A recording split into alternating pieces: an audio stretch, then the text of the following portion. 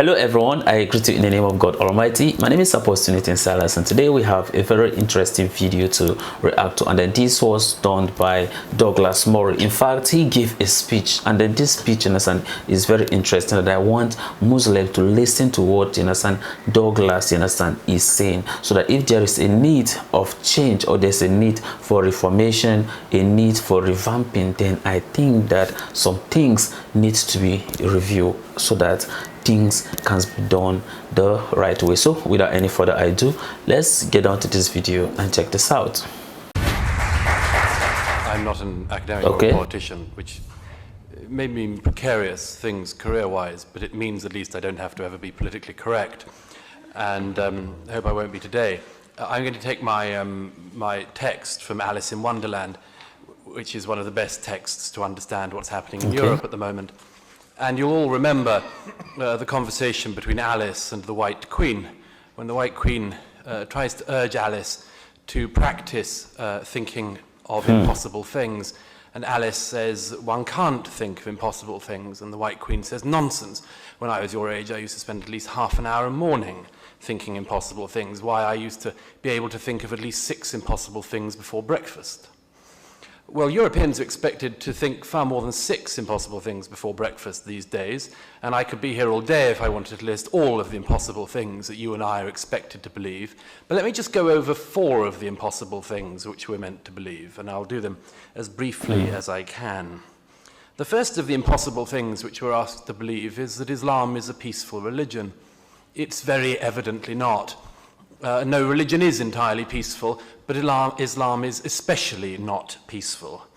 We are, of course, always reminded that there is a problem of authority within Islam, and that is certainly true. But it also means that the sources matter even more than those of any other religion, because it means that the source is what you have to go on. It means that the source will most likely always trump any organization or any individual who claims to speak for the religion more than the sources. That's why, as the professor said at the beginning, the life of Muhammad is so important if one is going to understand this. And as the professor said, when Muhammad was weak, he was more generous. When he was strong, that generosity palpably, visibly declined somewhat. And we see a similar thing in the world today, and we see a similar thing, I would argue, not only in Islamic societies, but within Islamic communities in European societies. When Islam is in a minority, it speaks a very great deal about minority rights. We cannot help noticing that when Islam is in a majority, or at least in a position to rule, those minority rights go out of the window. Minority rights of sexual minorities, the minority rights of religious minorities, and so on. The problem, which this boils down to, I'll be as brief as possible on it, is that Europeans cannot accept the fact that what ISIS and other terrorists do is very obviously the worst possible interpretation of Islam. It is obviously the worst possible interpretation of Islam for Muslims worldwide, and it is obviously the very worst version of Islam possible for non-Muslims worldwide. Nevertheless, it is a plausible interpretation of the texts in front of them and the tradition from which they come.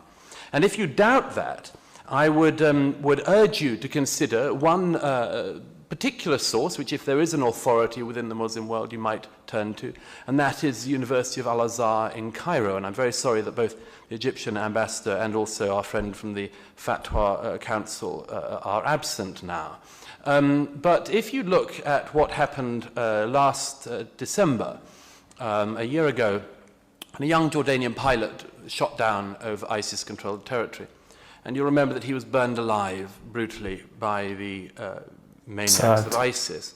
That young man was a Muslim himself, and the people of ISIS claimed to be acting in the name of Islam as well.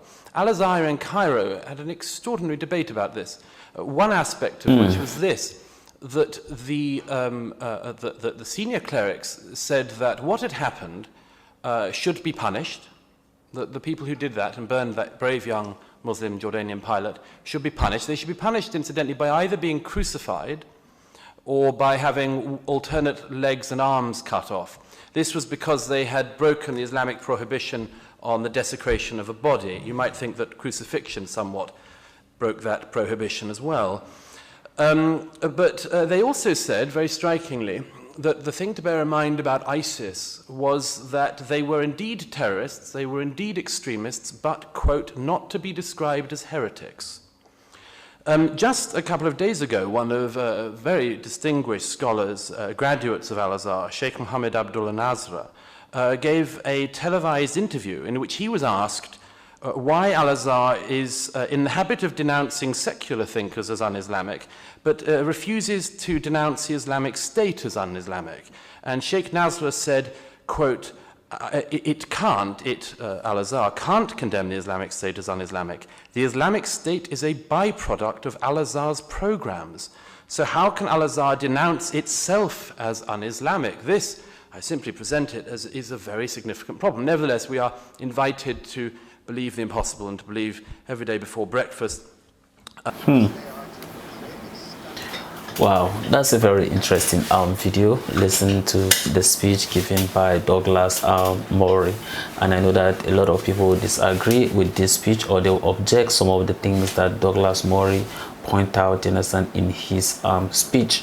But then one thing I could say as my personal opinion is that I think that there is a need, for some of the Quran, verses to be reviewed, or it should be well interpreted, to the people, so that some of the verses, especially that contains, jihad, should be elaborate more to the Muslims, so that some of them can kind of understand what God means when he makes such revelation to Prophet Muhammad. Because you bear with me that some people could go, for instance, and interpret maybe Quran chapter 2 verse 190 that was saying that you should fight in the way of the Lord, especially to those, who fight you. Now, how did you expect, some of these terrorists, to go and interpret it, without doing something bad? And then that has ended up bringing bad image, to the religion. And then that's the reason why I feel that it would be best interest of the religion for them to review some of these things. Of course, I know that some of you will say that the Quran, is perfect. Okay, I am not here to come and argue with you to whether, it is perfect or not. But then when you look at, the Quran chapter 5 verse 3, that was saying that today I have perfected, this religion, for you, was not actually the last verse, revealed to Prophet Muhammad. And if that could have been, the perfect, religion, then why did God went on to make other revelation, to the prophet? And then that is the reason why I am saying that I think that there is a need for them to review it, because since in Islam there is no central of information, then anyone can be able to interpret it, and then therefore, if they have influence, on the people, could end up, spreading problems, problems that end up affecting everyone, and even those that are innocent ones in the religion.